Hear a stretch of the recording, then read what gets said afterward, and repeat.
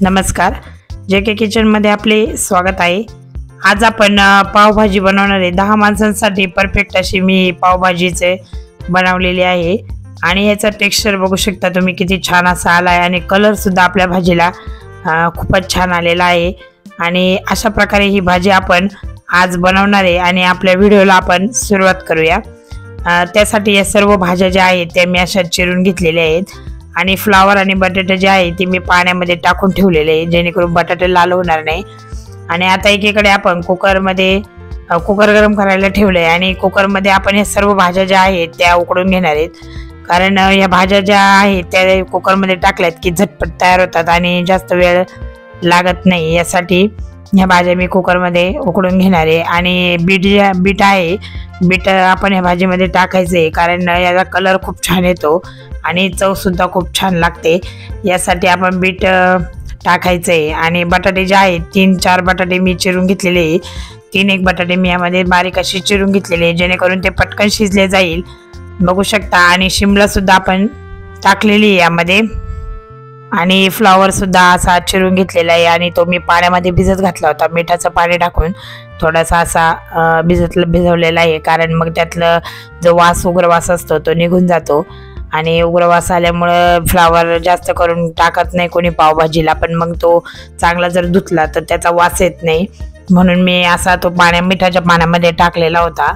आणि आता खूपच त्यामध्ये आता मी टाकून घेतलाय आणि आता ही सर्व भाज्या ज्या आहे त्या मी परतून घेणार आहेत, बघू शकता। अशा प्रकारे त्या अशा परतून घ्यायच्या आहेत। आणि बाजारामध्ये उन्हाळा असल्यामुळे बाजारामध्ये वाटाणा उपलब्ध नसल्यामुळे मी वाटाणा टाकलेला नाहीये, तुम्ही वाटाणा यामध्ये टाकू शकतात। आणि भेटला सुद्धा नाही कुठेच, त्याच्यामुळे मी वाटाणा काही घातलेला नाहीये। आणि या भाज्यांना आपण पाणी टाकणार आहे, भाज्या पूर्ण शिजतील या पद्धतीने आपण त्यामध्ये पाणी घालायचंय, बघू शकता। अशा प्रकारे मी पाणी घातलंय आणि पाणी थोडं जास्तच ठेवलंय, कुकरमध्ये लावायचं आहे त्यामुळे थोडंसं पाणी जास्त ठेवून आणि नंतर शिजल्या पण पाहिजे आपल्या भाज्या, म्हणून मी त्यामध्ये पाणी घातलंय। आता हे जे कुकर आहे मी लावून घेणार आहेत आणि त्यानंतर याच्या 2 ते 3 शिट्ट्या करून घ्यायच्या आहेत। चांगल्या शिट्ट्या केल्या की आपली भाजी चांगल्या शिजतात। 3 ते 4 कांदे बारीक चिरून घेतलेले आणि टोमॅटो सुद्धा बारीक चिरून घेतलेले, आलं लसणाची पेस्ट आहे। आणि आता कुकर आपलं शिजलेलं आहे, कुकर झालेलं आहे आपलं आणि कुकरमधल्या भाज्या सुद्धा आपल्या शिजलेल्या आहे, बघू शकता तुम्ही। 3 ते 4 शिट्ट्यानंतर मी हे कुकर उघडून बघितलंय आणि ह्या भाज्या सुद्धा अशा लगेचच शिजल्या आहे। आणि आता आपण स्मॅशरने त्या अशा स्मॅश करून घेणार आहे कुकरमध्येच, बघू शकता। आणि त्या लगेचच स्मॅश होत आहे कारण आपण त्याच्या शिट्ट्या खूप घेतलेल्या आहेत, त्याच्यामुळं त्या पटकन अशा शिजल्या गेलेल्या आहेत, बघू शकता। अशा प्रकारे आपण ते स्मॅश करून घ्यायचे आणि यांनी स्मॅश केले की चव सुद्धा छान लागते। आणि बघू शकता तुम्ही बीटाने आपल्या भाजीचा जो कलर आहे तो असा खूप छान असा आलेला आहे।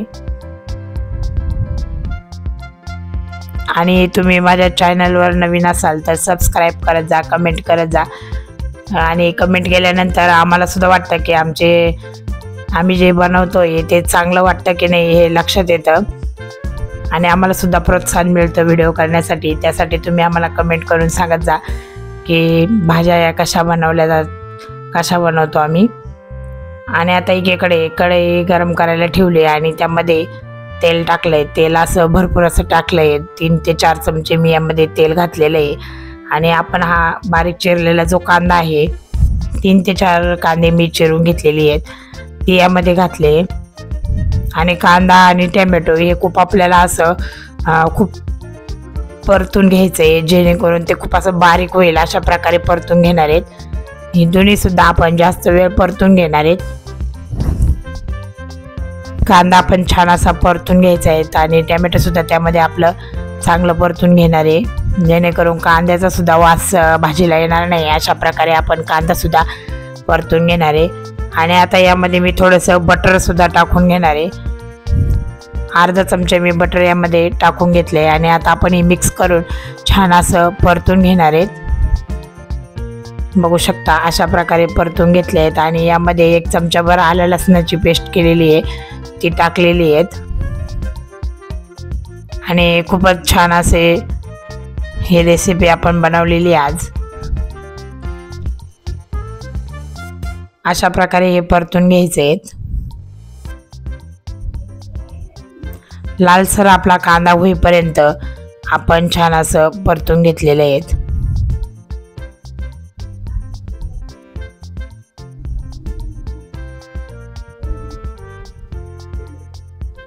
कांदा आपल्याला सारखा परतत राहायचा आहे, डागू आपल्याला खाली कांदा डागून द्यायचा नाही आहे, चांगला असा परतून घ्यायचा आहे।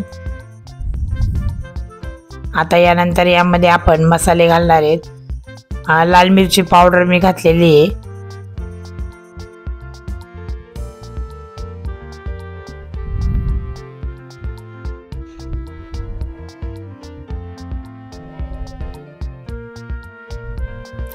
आणि सुहानाचा पावभाजी मसाला आहे तो संपूर्ण पुढे मी यामध्ये टाकून घेतलाय। आपल्याला जितक्या माणसांची भाजी करायची आहे तितक्या पद्धतीने आपण यामध्ये मसाला घालायचा आहे।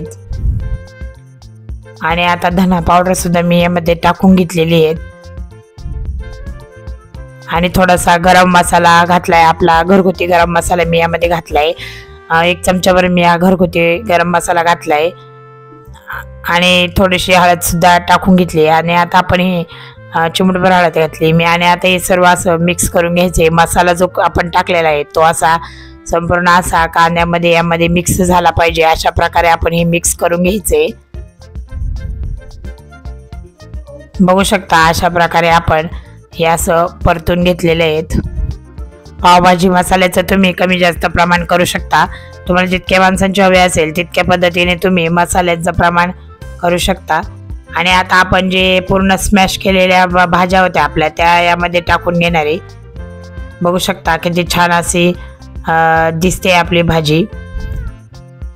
आता हे असं आपण मिक्स करून घेतलंय। परत एकदा आपण हे स्मॅशरच्या साहाय्याने सुद्धा मी कढईमध्ये हे एकसारखा आपण हा मसाला आणि ते मिक्स झालं पाहिजे अशा प्रकारे आपण हे मिक्स करून घेणार आहे।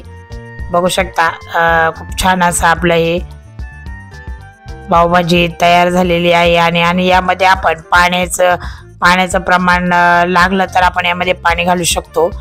बघू शकता मी आता पुन्हा स्मॅशरच्या साहाय्याने असं स्मॅश करते, आणि आपल्याला जर पाणी हवं असेल तर आपण यामध्ये अजून पाणी सुद्धा टाकू शकतो। आपण हे स्मॅश केल्यानंतर आपल्याला लक्षात येईल की आपली भाजीची कन्सिस्टन्सी कशी झाली आहे आणि यामध्ये पाण्याची आवश्यकता आहे की नाही हे लक्षात येतं। आणि मग नंतर मी पुन्हा सुद्धा पाणी घातलंय थोडंसं यामध्ये। बघू शकता थोडीशी अशी पातळसर झाली आहे, जास्त पातळ पण नाही आणि जास्त घट्ट अशी व्यवस्थित अशी आपण त्याच्या कन्सिस्टन्सीनुसार पाणी घालणार आहे। जास्त पातळ सुद्धा पावभाजी नसते आणि जास्त घट्टसर पण नसते, अशी मध्यम अशी पावभाजी हवी आहे आपल्याला। आणि आपण ही जी आहे पावासोबत खाणार आहेत त्यामुळे आपण त्याची कन्सिस्टन्सी अशा प्रकारे ठेवलेली आहे, बघू शकता तुम्ही। आणि आता यामध्ये आपण कसुरी मेथी जी आहे ती स्मॅश करून टाकणार आहे। यामध्ये कसुरी मेथी जी आहे हिची टेस्ट खूपच छान लागते, म्हणून आपण हातावर थोडीशी स्मॅश करून कसुरी मेथी सुद्धा यामध्ये घातलेली आहे। आणि चवीनुसार आता आपण मीठ घातलंय। पण सर्व आपलं टाकून झाल्यानंतर, सर्व भाज्या वगैरे टाकून झाल्यानंतर आपल्याला मिठाचं प्रमाण कळण्यासाठी आपण शेवट मीठ टाकलं आहे, आणि चवीनुसार आपण यामध्ये मीठ घातलेले आहे। बघू शकता आपल्या भाजीची कन्सिस्टन्सी कशी झाली आहे। आणि आपण कढई सुद्धा पुन्हा एकदा स्मॅशरच्या साहाय्याने ते स्मॅश केल्यामुळं आपली भाजी जी आहे ती खूपच छान अशी झालेली आहे। बघू शकता अशा प्रकारे आपल्या भाजीला कलर सुद्धा खूप छान आलेला आहे। आणि अशी ही भाजी तुम्ही एकदा ट्राय करून बघा, खूपच छान अशी ही भाजी लागते।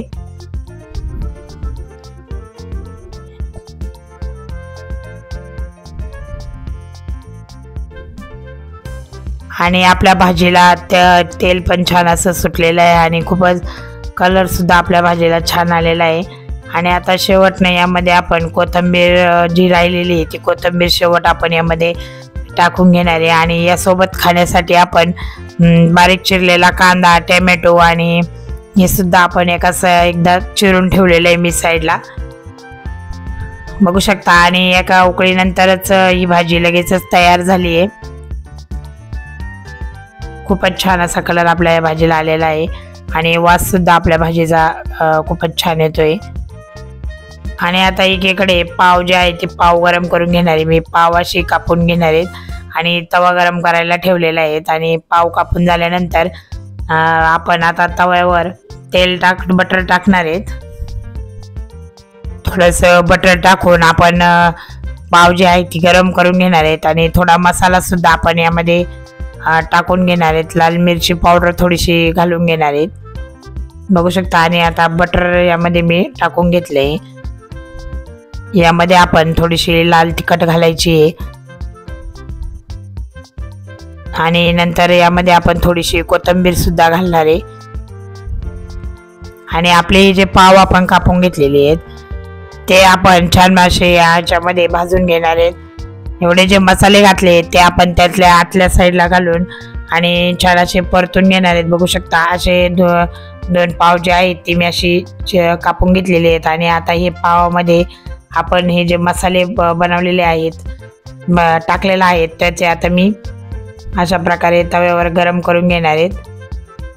बघू शकता अशा प्रकारे आपण हे गरम करून घ्यायचे. आणि तुम्हाला जास्त जर क्रिस्पी हवे असेल तर तुम्ही अजून जास्त बटर टाकून त्याचे दोन्ही साईडनी छान असं पाव आपण गरम करून घेणार आहेत. बघू शकता असे छान असे आपण हे पाव गरम केले. आणि असं आपण दोन्ही साईडने हे पाव जे आहेत ते असे गरम करून घेऊ शकतो. आणि ज्यांना क्रिस्पी हवा असेल तर तुम्ही जास्त वेळ ते गरम करून घेऊ शकता पाव. आणि बघू शकता अशा प्रकारे आपले हे पाव जे आहेत ते असे गरम झाले आहेत आणि मी साईडला काढले आहेत. आणि याबरोबर सोबत खाण्यासाठी मी कांदा चिरलेला आहे आणि बारीक कांदा आणि टोमॅटो सुद्धा आपण चिरलेला आहे. अशी आपण पावभाजीची थाळी तयार करतोय, बघू शकता. आणि काकडी सुद्धा मी घेतली आहे आणि गाजर सुद्धा असं चिरून घेतलेलं आहे आणि बीट सुद्धा आपण यासोबत खाऊ शकतो. अशा प्रकारे मी ही पावभाजीची थाळी जी आहे ती तयार केली आहे आणि लिंबू सुद्धा चिरून ठेवले आहे. आणि बघू शकता तुम्ही की आपली पावभाजीची कन्सिस्टन्सी कशी झाली आहे ही मी तुम्हाला दाखवते की आपण ही पावभाजी जी कशी बनवली आहे आणि तिची कन्सिस्टन्सी कशी झाली आहे. यासाठी या प्लेटमध्ये मी तुम्हाला ओतून दाखवते आहे की आपली भाजी कशी झाली आहे. अशा प्रकारे तुम्ही पावभाजीची रेसिपी झटपट बनवू शकता आणि जास्त वेळ सुद्धा लागत नाही. आपण जर भाज्या अगोदर चिरून ठेवल्या तर भाजीला जास्त वेळ लागत नाही आणि कुकरमध्ये सुद्धा आपण ही भाजी छान अशी बनवू शकतो. आणि आता यामध्ये मी असं बटर सुद्धा टाकलेलं आहे आणि खूपच छान अशी आपली ही पावभाजी जी आहे ती तयार झालेली आहे. बघू शकता पावासोबत सुद्धा आपली पावभाजी कशी दिसते. व्हिडिओ जर आवडला असेल तर लाईक शेअर सबस्क्राईब करा आणि वेळात वेळ काढून व्हिडिओ बघितला याबद्दल धन्यवाद.